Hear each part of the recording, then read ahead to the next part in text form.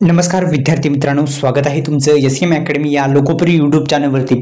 कोणत्याही नोकरीविषयी जर अधिकची माहिती पाहिजे असेल तर आपल्या लोकप्रिय यूट्यूब चॅनल एस.एम. अकॅडमी या लोकप्रिय यूट्यूब चॅनलला आता सबस्क्राईब करायला विसरू नका। तर आपण परीक्षा न देता ही परीक्षा न देता सुद्धा तुम्ही सरकारी नोकरीस लागू शकता। मित्रांनो, ही कोणती अशी पदभरती आहे जाणून घेऊ या व्हिडिओच्या माध्यमातून। तर एकंदरीत आपण जर पाहिलं तर तुमच्या 10वीच्या टक्केवारीनुसार यामध्ये तुम्हाला नोकरी भेटत असते। ती पदभरती आहे पोस्ट ऑफिस GDS 2025। आता याची जाहिरात येणार आहे। हे महिना ऑगस्ट आहे। ऑगस्ट महिन्यात येण्याची शक्यता होती पण ती पुढे ढकलली गेलेली आहे। आता लवकरच ही पदभरती येणार आहे आणि भारतीय डाक विभागाअंतर्गत एक भरती प्रक्रिया राबवली जाते, ती म्हणजे आपण त्याला पोस्टमॅन असं म्हणतो। या पदभरती आहे पोस्टमॅन जी आहे पदासाठी, आणि यासाठी आपल्याला कोणतीही परीक्षा वगैरे द्यायची नाही।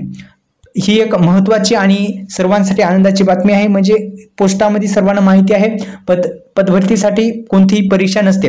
दुसरं म्हणजे याची जी शैक्षणिक पात्रता आहे, संपूर्ण फी किती लागते या संदर्भात माहिती घेऊ। या अंतर्गत आपण जर पाहिलं तर GDS ब्रांच पोस्ट मास्टर आणि GDS assistant branch post master असे 2 आणि खाली आहे डाक सेवक असे 3 पद या अंतर्गत काढण्यात येत असतात। आणि आपण जर पाहिलं तर या तिन्ही पदासाठी आपण जर पाहिलं तर 10वी पास ही पात्रता लागत असते।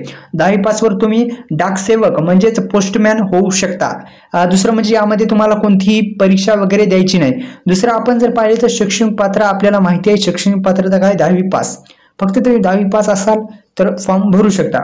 तुम्हाला संगणकाचे ज्ञान आणि सायकलिंगचे ज्ञान असायला हवे।